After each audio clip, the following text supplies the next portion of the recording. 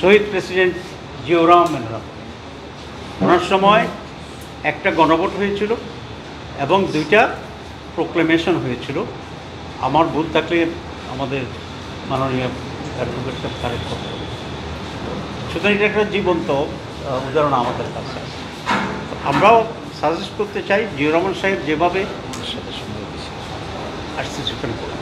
জিয়াউর রহমান সাহেব যেভাবে নিজেকে বৈধতা দিয়েছেন আইনের মাধ্যমে, আজকে আমরা সেটাকেই ফলো করতে চাই, তাহলে আইনগতভাবে আর কোনো সমস্যা হবে। এরপরে এরশাদের সময়ও এরকম প্রোক্লেমেশন জারি করার মাধ্যমে তার গভর্নমেন্টকে বৈধ দিয়েছে, পরে পার্লামেন্ট এসে এটাকে রেটিফাই করেছে।